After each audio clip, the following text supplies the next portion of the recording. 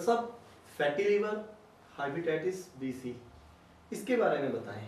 बहुत पेशेंट देखने में आ रहे हैं, नेक्टर फ्रूटा का क्या रोल है इसमें? देखिए, अगर मैं कहूँ कि मॉडर्न मेडिसिन के पास लिवर के लिए कुछ नहीं है तो ये गलत नहीं होगा जी। लिवर के मामले में हमारी मॉडर्न मेडिसिन के हाथ खड़े हैं। वहाँ पर ट्रू नेक्टर और ट्रू फ्रूटा, हमारा ये जो प्रोडक्ट है दो, इनका बहुत ही वंडरफुल रोल रहेगा।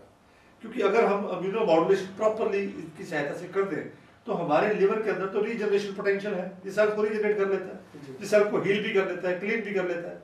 तो वही एबिलिटी ये ट्रू नेक्टर हमारे लिवर को देता है। जी। अब अगर हम बात करें हेपेटाइटिस बी की, हेपेटाइटिस सी की, काला पीलिया की, तो ये दो ऐसी वायरसेस हैं जो मतलब बॉडी में अगर एक बार चली जाए तो ये मरती नहीं है। तो लिवर इनको, सारे शरीर को इनसे बचा के, इनको इकट्ठी करके, इनको टॉक्सिन समझ के अपने अंदर स्टोर कर लेता है। जी। ठीक है। तो जिस सेल्स के अंदर ये वायरस स्टोर होती है वहां पर ऑटो इम्यून अटैक होने का खतरा बन जाता है।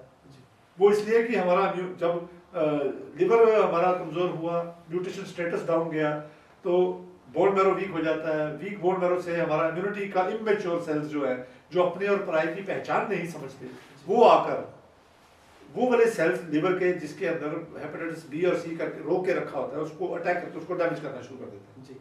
तो जिससे लिवर डैमेज होना शुरू हो जाता है और सिरोसिस ऑफ लिवर तक पहुंच जाती है बात। जी। जिसमें लिवर हार्ड हो जाता है, पेट में पानी भरना शुरू हो जाता है, पोर्टल हाइपरटेंशन बन जाती है, या जो उनका गॉल ब्लैडर में सोजिश आ गई, या जो बाइल डक्ट ब्लॉक हो गई, तो ये सारी बीमारियां डेवलप होना शुरू हो जाती हैं। जी।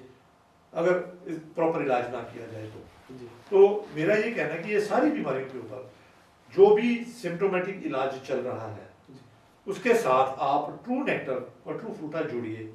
वो हेपेटाइटिस बी और हेपेटाइटिस सी के खिलाफ बॉडी की जो इम्यूनिटी है उसको बिल्डअप कर देगा। जी। और इम्यून सिस्टम मैच्योर हो जाएगा, वो वायरस को अटैक करेगा, ना कि वो वाले सेल्स को जिसके ऊपर, जिसके अंदर वायरस पड़ी हुई है। जी। जी। इम्यून जो इसका जो एलोपैथी का इलाज है वो इम्यूनिटी को सप्रेस करने वाला है। जब इम्यूनिटी को सप्रेस किया जाता है तो वायरस को फ्री हैंड मिल जाता है सिरोसिस ऑफ लिवर सेट इन करने में। जी।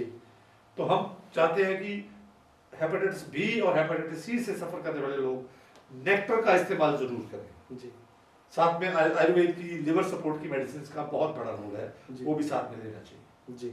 अब अगर बात करें हम फैटी लिवर पर, जी, तो फैटी लिवर का एक अलग सब्जेक्ट है। घर घर में फैटी लिवर क्यों हो गए हैं, और फैटी लिवर बच्चों में भी होने शुरू हो गए हैं। और बात यहाँ तक बिगड़ गई है कि डॉक्टर्स हर आदमी में फैटी लिवर को देखते हुए ये कहने लग गए हैं कि ये तो नॉर्मल है। ये बहुत अलार्मिंग स्टेज है जी, ये बहुत अलार्मिंग स्टेज है। जबकि फैटी लिवर का होना कोई नॉर्मल चीज नहीं है, क्योंकि फैटी लिवर इंडिकेट करता है कि बॉडी में फैटी डिपॉजिट्स हैं। फैटी डिपॉजिट्स की वजह से ही एसिडिटी बढ़ती है, और एसिड बढ़ने से ही एसिडिक कचरा और ब्लड एसिडिक होता है और बीमारियों की जड़ बन जाती है। तो हमें फैटी लिवर को बहुत सीरियसली लेना चाहिए और इससे छुटकारा हासिल करना चाहिए डैमेज से पहले। जी जी। तो उसमें जो हमारा ट्रू नेक्टर, ट्रू फ्रूटा है, ये बहुत कारगर है।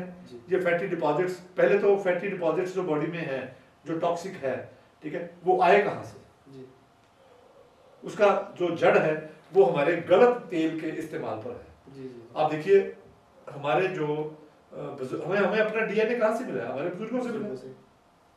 हमारे बुजुर्गों ने कौन सा तेल खाया था? देसी घी, बटर। बाकी तेल तो उन्होंने, जो सरसों का तेल था वो मालिश के लिए रखा था, या कभी कभार शादियों में जो बड़े बड़े तलने का सामान होता था वहां पे रखा था। जी, ये हमारे घर में नहीं इस्तेमाल होता। जी जी। हमारे घर में देसी घी इस्तेमाल होता। यस। तो हमें डीएनए अपने बुजुर्गों से मिला। जी। हमारा डीएनए, अब देखो फैट में हमें मिलता क्या है? Omega 3, omega 6, omega 9, PUFA and MUFA. जी, ये 5 तरह के फैटी एसिड्स होते हैं। इनकी जो रेशो देसी घी की है, वही रेशो हमारा डीएनए मांग रहा है लिवर से। बिल्कुल। पर हम लिवर को बिगड़ी हुई रेशो दे रहे हैं। हम तो देसी घी खाना छोड़ गए, हमें तो डरा दिया गया। जी जी जी। हमारे से तो देसी घी को घर से निकाल दिया। हम रिफाइंड तेल ले रहे हैं। रिफाइंड तेल में भी अदर ऑयल्स, जिसको हम मिनरल ऑयल बोलते हैं, जिसको हम पाम ऑयल बोलते हैं, वो जो प्रोसेस किए हुए हैं, जिसमें रिफाइनरी प्रोसेस है, जिसमें एसिडिक कंपोनेंट्स यूज किए जाते हैं, और यहाँ तक कि ये जो इंडस्ट्रियल फैट तक इस्तेमाल किया जा रहा है as a raw material for refined oil industry. जी। तो उसकी वजह से बिगड़ी हुई रेशो जब लिवर को दी जाती है रिफाइंड ऑयल्स में, जी तो उस रेशो को ठीक करने के चक्कर में लिवर फैटी एसिड्स को होल्ड करता है और उस तेल में आने वाले केमिकल और गंदगी को होल्ड करता है, जिससे स्लज बनती है जी। वो स्लज और वो फैटी एसिड्स जो एक्स्ट्रा है, एडिशनल है, वो मिलकर फैटी लिवर बना रहे हैं, गॉल ब्लैडर स्टोन बना रहे हैं जी। और उसको डिटॉक्स करने के चक्कर में किडनीज भी, जिस आप तेल सुबह दोपहर शाम 3 टाइम ले रहे हैं, बॉडी में कचरा बढ़ रहा है, एसिडिक कचरा बढ़ रहा है, तो किडनी भी उसको डिटॉक्स उस रेट पर नहीं कर रही जिस रेट पर टॉक्सिन हम लोड कर रहे हैं। और जब जिस रेट पर टॉक्सिन बॉडी में जा रहे हैं उस रेट से अगर किडनी डिटॉक्स नहीं कर पा रही तो किडनी स्टोन बनने के भी आसार बन जाते हैं, क्योंकि जब कचरा को रोका जाता है वो कचरा स्टोन बन जाता है। तो kidney stone, gall bladder stone और फैटी लिवर, ये सारी कहानी एक ही है हमारे मिथ्या आहार विहार, जहां से हमने बात शुरू की। जी। तो हमें अपने मिथ्या आहार विहार में सबसे पहले तो तेल ठीक करना है जी। फिर हमें नेक्टर और फ्रूटा का इस्तेमाल करना है। जी। जो बचा है उसको बचाइए, जी।